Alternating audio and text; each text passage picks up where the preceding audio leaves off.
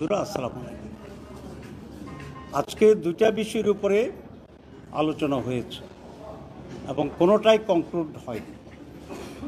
একটা হচ্ছে নারী আসন, আরেকটা হচ্ছে আমাদের আপার হাউস বা উচ্চ কক্ষ। ব্রিফিং তো আপনারা নিশ্চয়ই এতক্ষণ ধরে যারা করেছেন আপনারা যথেষ্ট ব্রিফিং পেয়েছেন, আমি ব্রিফিংয়ে যাব না। আমি আমাদের স্ট্যান্ডটার কথাই বলে দিই। কমিশন দ্বিকক্ষ বিশিষ্ট পার্লামেন্টের ব্যাপারে যে প্রস্তাবনা পেশ করেছিল শুরু থেকেই, সেটা হচ্ছে এটা পিআর সিস্টেমে, পিআর অফ দি ভোটার্স, ভোটারদের আনুপাতিক নির্বাচন যেটা রিপ্রেজেন্টেশন তার ভিতরে হবে, এটা তাদের অরিজিনাল প্রস্তাব ছিল। আমরা এবং কমিশন আজকে যেটা বলেছে 2/3-এরও বেশি দল এই ব্যাপারে ঐকমত্য পোষণ করে। আজকে তারা একটু রিভাইজড আরেকটা প্রস্তাব দিয়েছে, কিন্তু অরিজিনাল যে পিআর সিস্টেমের যেটা সেটাও দিয়েছে।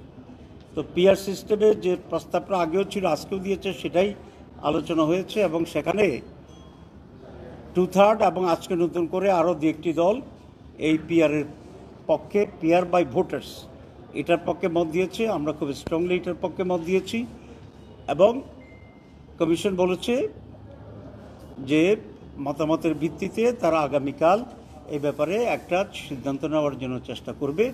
যদি কমিশন ইনসাফ করে, মতের রিফ্লেকশন ঘটাতে চায়, তাহলে অবশ্যই পিআরের পক্ষেই তাদের সিদ্ধান্ত আসতে হবে।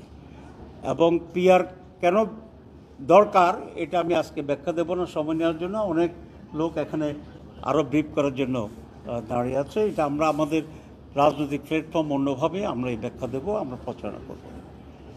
2 নম্বর যেটা সেটা হচ্ছে নারী আসনের ব্যাপারে।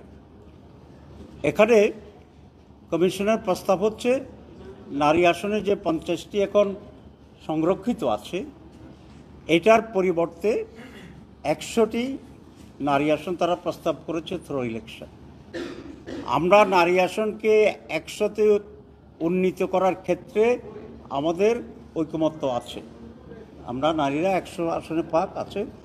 পদ্ধতিগতভাবে আমরা বলেছি যে এটা পিআর সিস্টেমে ইলেকশনটা হইতে হবে, কারণ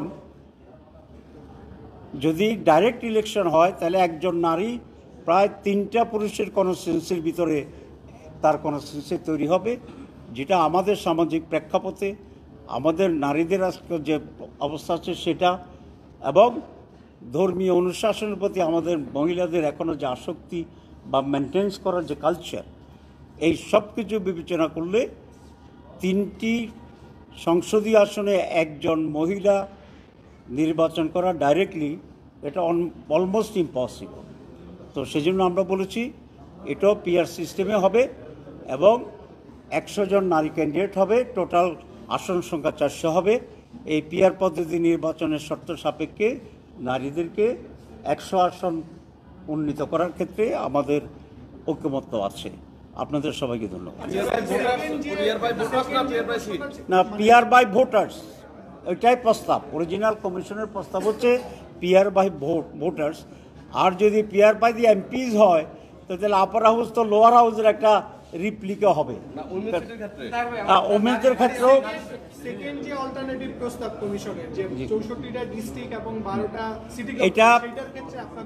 এটা আমাদের মত হচ্ছে এটা আলোচনার কোনো যোগ্যতায় রাখা নাই প্রস্তাব, এবং এটা অপ্রয়োজনীয়।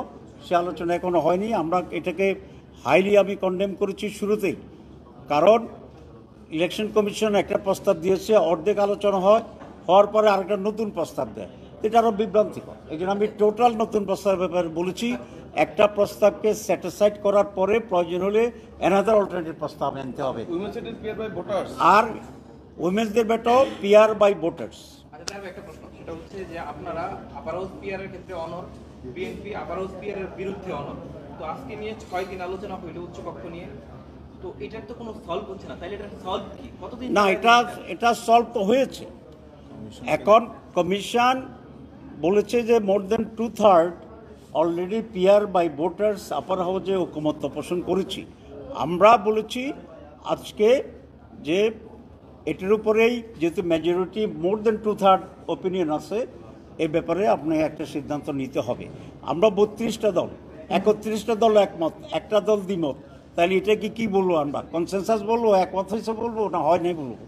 এটা একটা ন্যাচারাল ওয়ার্ল্ড ওয়াইড একটা মানে অ্যাকসেপ্টেবল একটা সিস্টেম তো আছে, তো সেটা দিয়ে বলছে। তারপরেও বিএনপিও এটা বলেছেন যে যেহেতু মেজরিটি আছে, ইলেকশন কমিশন হাউসের মাইন্ড স্টাডি করে একটা সিদ্ধান্ত ঐক্যমত্য কমিশনের উপরে দায়িত্ব দেওয়া হয়েছে, এবং উই আর ভেরি হোপফুল যে এটা অ্যাকসেপ্টেড হয়ে যাবে বলে আমরা আশা করি। আরেকটা বিষয়, আপনারা গতকালকে বলেছেন কেয়ারটেকারের প্রধানের নিয়োগ নিয়ে আপনাদের একটা প্রস্তাব রেডি করতেছেন, সেটা যদি একটু জানাতেন। আমরা না, বিএনপিটা জেনে আজকে আমরা কেয়ারটেকারের জন্য নতুন করে প্রস্তাব আমরা দিয়েছি, 2-3টা আমরা অল্টারনেটিভ দিয়েছি।